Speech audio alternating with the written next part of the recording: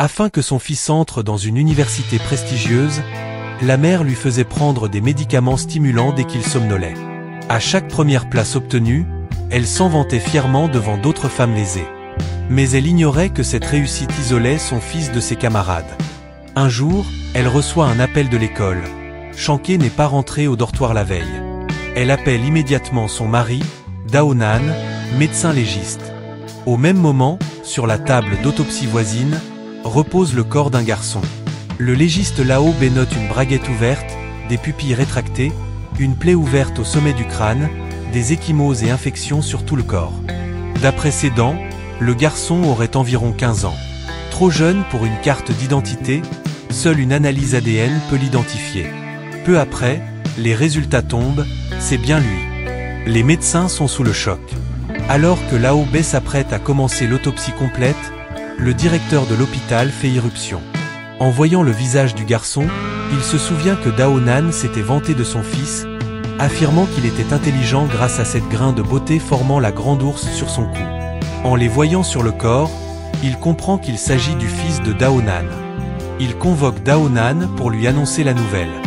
Daonan refuse d'y croire, jusqu'à ce que sa femme l'appelle en larmes. Il réalise alors que son fils est mort et court à la salle d'autopsie. Lao B ordonne à Xiaopan de verrouiller la porte, et l'équipe bloque l'accès au corps. Le règlement interdit aux proches d'assister à l'autopsie. En entendant Daonan hurler de douleur, l'équipe pleure avec lui. La mère du garçon arrive. En voyant le nom de son fils à l'écran, elle s'effondre, paralysée. Pour établir la cause du décès, Lao B commence l'examen. Dès qu'il ouvre la cage thoracique, l'équipe est stupéfaite. 13 fractures graves, d'innombrables fissures. Grâce aux photos des lieux, Lao B conclut qu'il est mort en chutant d'un immeuble. Il remarque aussi que l'estomac est vide, mais des résidus sont présents dans le duodénum, signe d'un décès survenu plusieurs heures après le dernier repas. Après l'autopsie, Lao B recoue le corps et nettoie les salissures. Quand Daonan voit le visage familier de son fils, il s'effondre, en larmes sur lui. Si une vie pouvait en échanger une autre au paradis, il serait plein de papa et de maman. Pour comprendre la chute, il monte sur le toit de l'école. Là, il trouve 2 paires d'empreintes opposées, toutes 2 appartenant au garçon. Le fils est mort en chutant d'un bâtiment à l'école, avec des dizaines d'os brisés, et sa braguette ouverte au moment de sa mort. Pour comprendre comment il est tombé, la police, avec un médecin légiste, se rend sur le toit du bâtiment. L'inspection révèle 2 paires d'empreintes, toutes appartenant au garçon, ce qui suggère un suicide. Mais un détail trouble, l'arrière de son crâne présente une blessure mortelle, alors qu'en cas de suicide, c'est normalement le visage qui encaisse le choc. Roumet se souvient qu'en cas de saut volontaire, le corps atterrit à environ 2 mètres du mur. Poussé, il tomberait à 3 mètres. Or, ici, le corps a été retrouvé à 5 mètres. L'enquête piétine.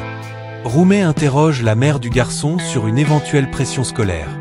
Celle-ci affirme que son fils était toujours premier, joyeux, et n'a jamais montré de signes de détresse.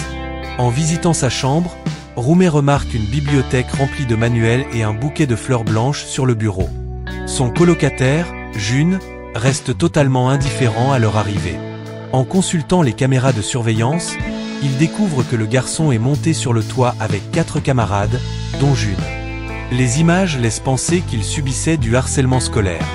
L'enquête révèle une rivalité, le garçon était toujours premier, Jun deuxième. Si le premier disparaissait, Jun deviendrait le meilleur élève, impossible mobile.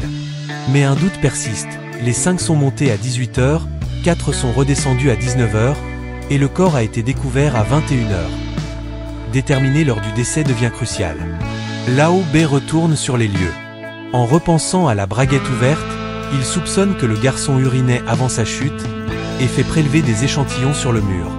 À la cantine, on apprend que le garçon n'a pas déjeuné ce jour-là, mais a mangé un gâteau de riz avec du lait à 16 h. Pour estimer l'heure de la mort, Lao B reproduit le repas et vérifie la digestion toutes les heures. Après 4 heures, la nourriture atteint le duodénum, ce qui place la mort après 20 heures, donc après le départ des camarades. Cela pointe vers un suicide, mais le père refuse d'y croire. Roumet aussi doute.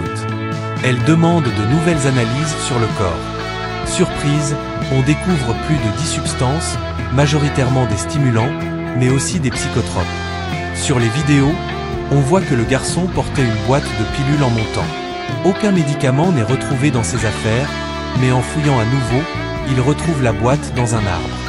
Pour comprendre, Roumé rentre chez elle et avale une dizaine de ces pilules. Elle s'évanouit aussitôt et dans son rêve, voit les derniers instants du garçon. Il prend des excitants, hallucine, pense être chez lui, ouvre sa braguette pour uriner, puis prend encore des pilules. En entendant qu'il peut dormir, il croit voir son lit et saute, mais ce n'était qu'une illusion. Le lendemain, Roumé révèle la vérité aux parents, l'enfant est mort d'une overdose. Sa mère s'effondre. Elle croyait lui donner des médicaments pour l'aider à rester éveillée, sans réaliser qu'elle avait causé sa mort. Aux funérailles, le père, agenouillé devant la tombe, pleure sans retenue. Si seulement j'avais remarqué les signes plus tôt. Peut-être que la tragédie aurait pu être évitée. Mais il était déjà trop tard.